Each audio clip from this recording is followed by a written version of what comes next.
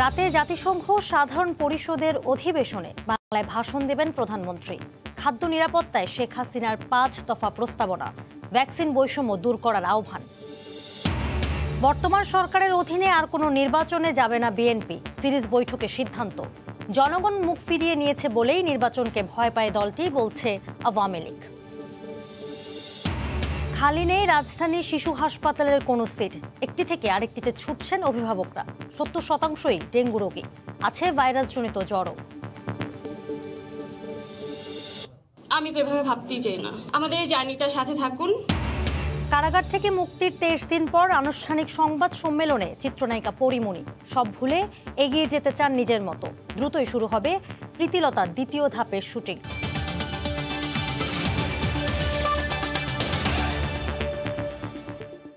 দেখছিলেন শিরোনাম, জনপদের সময় সঙ্গে আছি আমি জেনিফার কামাল। আজ জাতিসংঘ সাধারণ পরিষদের অধিবেশনে বাংলায় ভাষণ দেবেন প্রধানমন্ত্রী শেখ হাসিনা। বাংলাদেশ সময় রাত ১১টার দিকে তার ভাষণ দেওয়ার কথা রয়েছে।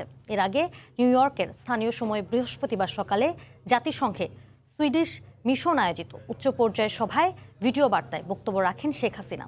এ সময় তিনি সমতার পৃথিবী প্রতিষ্ঠায় ধনী দরিদ্রের মধ্যে ভ্যাকসিন বৈষম্য কমানোর উপর গুরুত্ব আরোপ করেন। পরে খাদ্য সংক্রান্ত উচ্চ পর্যায়ের বৈঠকে প্রধানমন্ত্রী স্থিতিশীল খাদ্য ব্যবস্থা গড়ে তোলার আহ্বান জানিয়ে ৫ দফা প্রস্তাব দেন। নিউ ইয়র্ক থেকে Hasanuzzaman Shakir report.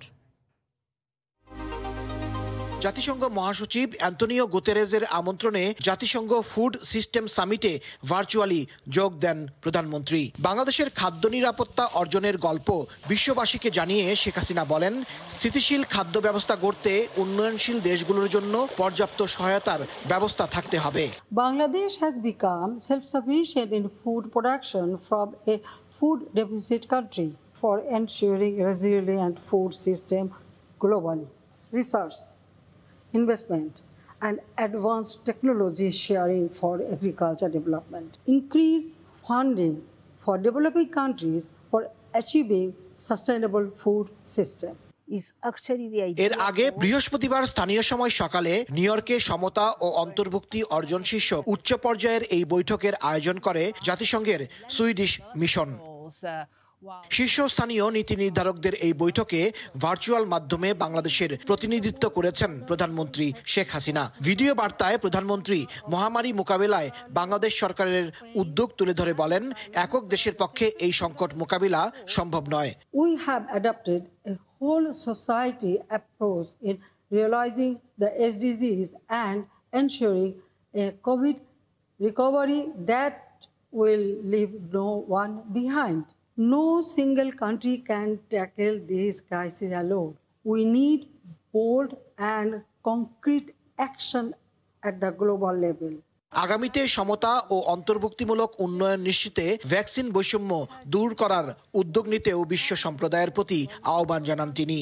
The most urgent call of the hour is to eliminate vaccine divides between the rich and the poor. প্রধানমন্ত্রীর সঙ্গে সৌজন্য সাক্ষাৎ করতে হোটেল লোটে প্যালেসে আসেন নেদারল্যান্ডসের রানী ম্যাক্সিমা জুরিগুয়েতা শিরুতি। এরপর জাতিসংঘ মহাসচিব এবং মালদ্বীপ ও ভিয়েতনামের রাষ্ট্রপতির সাথেও দ্বিপাক্ষিক বৈঠক করেন প্রধানমন্ত্রী। যুক্তরাষ্ট্রের নিউ ইয়র্কের স্থানীয় সময় ২৪ সেপ্টেম্বর শুক্রবার জাতিসংঘে ব্যস্ততম সময় অতিবাহিত করবেন প্রধানমন্ত্রী শেখ হাসিনা। এদিন ৭৬তম সাধারণ পরিষদে বাংলায় বক্তব্য রাখবেন তিনি। আর এরপর যুক্তরাষ্ট্র আওয়ামী লীগ আয়োজিত নাগরিক সমাবেশে ভার্চুয়াল বক্তব্য রাখবেন প্রধানমন্ত্রী। আর এর মধ্য দিয়েই প্রধানমন্ত্রী শেখ হাসিনার জাতিসংঘ ঘিরে আনুষ্ঠানিক কর্মসূচি শেষ হবে। হাসানুজ্জামান সাকি, সময় সংবাদ, জাতিসংঘ সদর দপ্তর, নিউ ইয়র্ক। বর্তমান সরকারের অধীনে আর কোনো নির্বাচনে যাবে না বিএনপি, সিরিজ বৈঠকে এমন সিদ্ধান্ত নিয়েছে দলটি। এছাড়া সংসদ ভেঙে দিয়ে নির্দলীয় সরকারের অধীনে আগামী সংসদ নির্বাচন করা সহ ১০ দফা দাবিতে আন্দোলনে নামতে যাচ্ছে বিএনপি। এজন্য তৃণমূলের নেতাকর্মীদের প্রস্তুত থাকার নির্দেশনা দেওয়া হয়েছে। আহমেদ সালিহিনের রিপোর্ট। সিরিজ বৈঠক করে হঠাৎ আলোচনার কেন্দ্রে বিএনপি। দুর্নীতির মামলায় দলীয় নেত্রী বেগম জিয়ার কারাদণ্ডের ৩.৫ বছর পর ২ দফায় ৬ দিনের ধারাবাহিক বৈঠক করে রাজনীতির নতুন কৌশল নিতে যাচ্ছে তারা। ক্ষমতা ছাড়ার 15 বছরে 3টি জাতীয় নির্বাচন গেলেও সরকার গঠন তো দূরের কথা, দলটি হারিয়েছে সংসদে বিরোধী দলের আসনও। তাই এবার আগে ভাগেই আন্দোলনের মাঠে নামার প্রস্তুতি নিচ্ছে বিএনপি। ধারাবাহিক বৈঠকে কর্মীদের মতামত নেয়ার পর পরবর্তী কর্মপরিকল্পনা হাতে নিয়েছে দলটি। আমরা তো শুধু ম্যাডামের মুক্তি দাবি করবো না, আমাদের আরো হাজার হাজার নেতাকর্মী জেলে আছে। ভোটের অধিকার, চলাফেরার অধিকার বা মত প্রকাশের অধিকার জনগণ আদায় করবে। সেই আদায় করার জন্য আমি মনে করি আন্দোলন লাগবে। দলের নেতারা বলছেন, গণতন্ত্র ও ভোটাধিকার পুনরুদ্ধারের আন্দোলনের বিকল্প কোনো পথ খোলা নেই। এই দলীয় সরকারের অধীনে কোনো নির্বাচন হতে পারে না। এই সরকারকে পদত্যাগ করতে হবে। সেটার জন্য যদি সরকার না শুনে, তাহলে আমাদেরকে বৃহত্তর আন্দোলন, সব রাজনৈতিক দল সহ জনগণকে নিয়ে রাজপথে আমাদেরকে নেমে আসতেই হবে। আন্দোলনের ক্ষণ নির্ধারণ নিয়ে সিদ্ধান্ত আসছে জানিয়ে নীতি নির্ধারণী পর্যায়ে নেতারা বলছেন, বর্তমান সরকারের অধীনে আর কোনো নির্বাচনে যাবে না বিএনপি। সরকারের অধীনে নির্বাচন যাওয়াটা একটা অনর্থক। আমরা একটা তো গিয়েছিলাম নির্বাচন 18 সাল, তো সেরকম পরিস্থিতি থেকে তো যদি নির্বাচন হয়, সেই নির্বাচন তো জনগণ আসবে না, আর আমাদের পার্টিসিপেশন করার কোনো অর্থই হয় না। গভর্নমেন্টের পতনই হবে হলো একমাত্র আন্দোলন। 6 দিনের ধারাবাহিক বৈঠক শেষের পর শনিবার স্থায়ী কমিটিতে চূড়ান্ত করা হবে আন্দোলনের কর্মসূচি বলেও জানান দলের শীর্ষ নেতারা। আহমেদ সালেহীন, সময় সংবাদ, ঢাকা। এদিকে আওয়ামী লীগ নেতারা বলছেন, জনগণ বিএনপি থেকে মুখ ফিরিয়ে নিয়েছে বলেই তারা নির্বাচনকে ভয় পায়। আজ আলাদা অনুষ্ঠানে তারা কথা বলেন। বিএনপির নির্বাচন বর্জনের সিদ্ধান্ত আত্মহত্যা শামিল বলেও মন্তব্য করেন নেতারা। বিএনপির ষড়যন্ত্র রুখতে সবাইকে ঐক্যবদ্ধ হওয়ার আহ্বান তাদের। দীর্ঘদিন পর বিএনপির সিরিজ বৈঠক দেশের রাজনৈতিক অঙ্গনে তৈরি করে নানা আলোচনা সমালোচনা। বৈঠক শেষে দলটি আবারও আন্দোলনের দিকে তৃণমূলকে প্রস্তুতের ইঙ্গিত দেয়। পাশাপাশি নতুন করে দলটির সিদ্ধান্ত বর্তমান সরকারের অধীনে নির্বাচনে না যাওয়ার। এ অবস্থায় আওয়ামী লীগ নেতারা বলছেন, বিএনপি গণতন্ত্রে বিশ্বাসী নয় বলেই নির্বাচন ব্যবস্থাকে প্রশ্নবিদ্ধ করছে। শুক্রবার সকালে রাজধানীর কামরাঙ্গীরচরে এক অনুষ্ঠানে আওয়ামী লীগ নেতা অ্যাডভোকেট কামরুল ইসলাম এমপি বলেন, আন্দোলনে ব্যর্থ হয়ে বিএনপি এখন ষড়যন্ত্রের রাজনীতি করছে। বিএনপি আন্দোলনে ব্যর্থ, নির্বাচনে ব্যর্থ, সবকিছুতে ব্যর্থ হলে তারা ষড়যন্ত্রে অত্যন্ত পটুয়সী। ষড়যন্ত্রে তারা অত্যন্ত পটুয়সী। বিএনপির এই ষড়যন্ত্রের মোকাবেলা করার জন্য আমাদেরকে সবাইকে প্রস্তুত থাকতে হবে।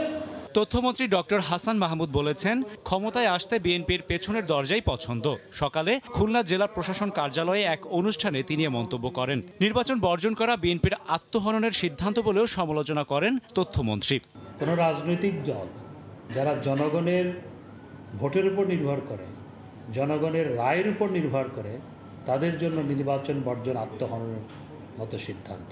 এদিকে শুক্রবার সকালে চাঁপাইনবাবগঞ্জ জেলা আওয়ামী লীগের ত্রিবার্ষিক সম্মেলনে ভার্চুয়ালি যোগ দিয়ে অভিযোগ করেন, আন্দোলনের কথা বলে দলটি আবারও আগের মতো জ্বালাও পোড়াও কর্মসূচির দিকে যাওয়ার পায়তারা করছে। এই সিরিজ বৈঠক আসলে ষড়যন্ত্রের সিরিজ বৈঠক। তারা এর আগেও আন্দোলনের নামে সহিংসতা করেছে, আন্দোলনের নামে জ্বালাও পোড়াও অবরোধের রাজনীতি করেছে। সরকারের একের পর এক উন্নয়ন কর্মকাণ্ডে দেশের মানুষ সন্তুষ্ট হলেও এই উন্নয়নের ধারা ব্যাহত করতে বিএনপি চক্রান্তে লিপ্ত বলেও দাবি আওয়ামী লীগ নেতাদের। তার সারা জীবনের। রাশেদ বাপ্পি, সময় সংবাদ, ঢাকা। জনপদের সময় আরও থাকছে,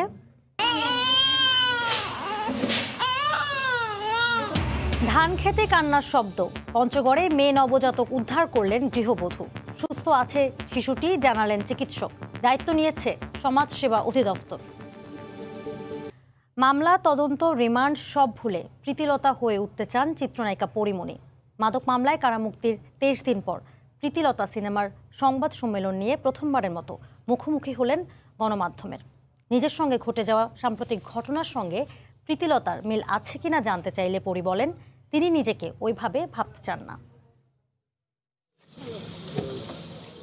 27 দিন জেল খেটেছেন, ছিলেন 7 দিনের রিমান্ডে। তাই তো মুক্তির 24 দিন পর সংগ্রামে প্রীতিলতা হয়ে গণমাধ্যমের সামনে হাজির চিত্রনায়িকা পরিমণি। তবে সেটি তার মামলা নিয়ে নয়, ব্রিটিশ বিরোধী স্বাধীনতা আন্দোলনের অন্যতম নারী মুক্তিযোদ্ধা বিপ্লবী প্রীতিলতা সিনেমা নিয়ে, যে সিনেমায় তিনি নিজে প্রীতিলতার চরিত্রে অভিনয় করছেন। পরিমণি জানান প্রীতিলতাকে 2 বছর ধরে ধারণ করছেন তিনি। প্রীতিলতাকে ধারণ করা 2 মিনিটের ব্যাপার না কিন্তু, এবং আমার এই জার্নিটা 2 বছর, আমি কিন্তু বারবার বলে আসছি একটা লং জার্নি আমার জন্য। মাঝখানে যে গ্যাপটা ছিল সেটা কিন্তু আমার শিডিউল বা সব কিছু মিলিয়ে ঘটনাটা ঘটেনি, এটা আসলে প্রস্তুতি ছিল এরকমই। টাইমটা আমরা আসলে এভাবেই গ্যাপ দিয়েছিলাম, মানে আমরা দিতে হতো আসলে, কারণ অলিভিয়ার লুকটা অ্যান্ড প্রীতিলতার লুকটার যে মানে মাঝখানে যে ব্যাপারটা, সেটার জন্য আসলে আমাদের এই টাইমটা নেওয়া। সংগ্রামী প্রীতিলতার সঙ্গে নিজের জীবনের মিল খুঁজে পান কিনা এ বিষয়ে জানতে চাইলে পরিমণি বলেন তিনি নিজেকে ওইভাবে ভাবতে চান না। আমি তো এভাবে ভাবতেই চাই না, আমি এভাবে ভাবতেই চাই না। কিছুদিন আগে গিয়াসউদ্দিন সেলিমের গুনিন সিনেমায় চুক্তিবদ্ধ হন এই নায়িকা। সব ভুলে কাজে ব্যস্ত থাকতে চান পরিমণি। আফজাল হোসেন, সময় সংবাদ, ঢাকা। চলতি মাস শেষ হতে 1 সপ্তাহ বাকি থাকলেও এর মধ্যে ডেঙ্গু আক্রান্ত হয়ে হাসপাতালে ভর্তির সংখ্যা 6,500 ছাড়িয়ে গেছে। সবশেষ 24 ঘন্টায় হাসপাতালে ভর্তি হয়েছেন 189 জন। এ অবস্থায় খালি নেই রাজধানীর শিশু হাসপাতালের কোনো সিট। একটি থেকে আরেকটিতে ছুটছেন অভিভাবক। চিকিৎসকরা বলছেন হাসপাতালে জ্বর নিয়ে আসা রোগীদের 70% ডেঙ্গু রোগী। তোহা খান তামিমের রিপোর্ট।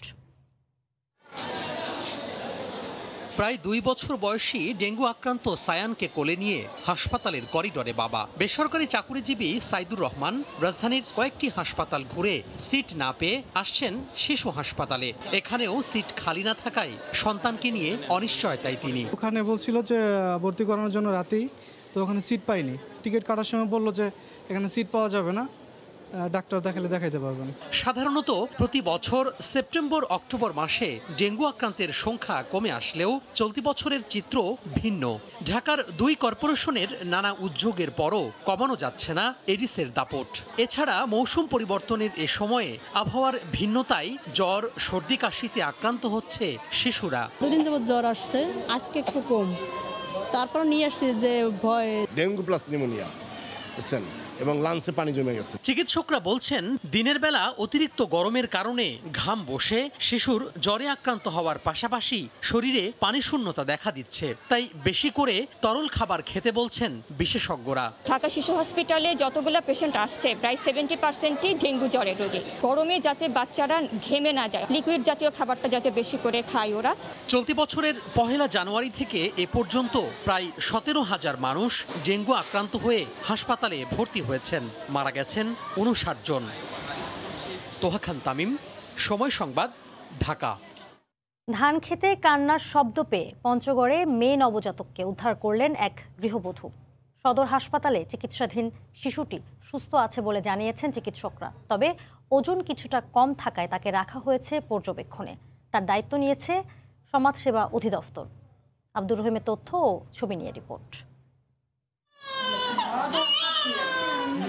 গত বুধবার রাত 3টার দিকে পঞ্চগড়ের বোদা উপজেলার আওকারিপাড়া এলাকায় একটি ধানক্ষেত থেকে শিশুর কান্নার শব্দ শুনতে পান স্থানীয়রা। নবজাতক মেয়েটিকে উদ্ধার করে বাসায় নিয়ে আসেন গৃহবধূ নাসিমা বেগম। বৃহস্পতিবার দুপুরে স্থানীয় প্রশাসনের মাধ্যমে শিশুটিকে ভর্তি করা হয় সদর হাসপাতালে। কান্না শুনে তখন আমাকে ডাকে নেওয়া কেউ ওঠার সাহস পায় না। আমি বাচ্চাটাকে তুলে বাড়িতে আনার পর তখন হাসপাতালে নিয়ে আসি। শিশুটির শারীরিক অবস্থা স্থিতিশীল থাকলেও ওজন কম থাকায় নিবিড় পর্যবেক্ষণে রাখা হয়েছে বলে জানান চিকিৎসক। বাচ্চাটি এখন পর্যন্ত স্থিতিশীল অবস্থায় আছে। আমরা যেহেতু body weight 2 KG, low birth হিসেবে আমরা চিকিৎসা চালাচ্ছি এবং এখন পর্যন্ত ভালো আছে বাচ্চা। আপাতত জেলা প্রশাসনের তত্ত্বাবধানে সমাজসেবা অধিদপ্তর দায়িত্ব নিয়েছে নবজাতকের চিকিৎসার। আমরা বাচ্চাটির ভবিষ্যৎ আর্থিক, সামাজিক এবং তার যে চিকিৎসা ব্যবস্থা সম্পূর্ণ নিশ্চিত হয়েই চুক্তি হবে আমাদের। এই চুক্তিতে যারা রাজি হবে সবার সিদ্ধান্তের প্রেক্ষিতে আমরা বাচ্চাটাকে দেব, যেন বাচ্চাটার ভবিষ্যৎটা উজ্জ্বল হয়। শিশুটির পরিচয় শনাক্তের চেষ্টা চলছে বলে জানিয়েছে প্রশাসন। সময় সংবাদ, পঞ্চগড়। ইলিশের সয়লাভ মুন্সিগঞ্জের মাওয়া মৎস্য আড়ত। দূর দূরান্ত থেকে আসা পাইকার ও ক্রেতারা মাছ কিনতে ভিড় করছেন এখানে। আবু সাইদের ক্যামেরায় নাসিরউদ্দিন উজ্জ্বলের রিপোর্ট। মুন্সিগঞ্জের পদ্মা পাড়ে মাওয়া মৎস্য আড়তে প্রতিদিন মিলছে পদ্মার রূপালী ইলিশ, যা কিনতে ভিড় করছেন দূর দূরান্তের পাইকার ও সাধারণ ক্রেতারা। জেলের জালে ধরা পড়ছে ঝাঁকে ঝাঁকে ইলিশ, আর সেই বড় বড় ইলিশ এভাবেই পসরা সাজাচ্ছে, কিন্তু দাম কমছে না। তবে সরবরাহ ভালো হলেও আড়তে ইলিশের দাম বেশি।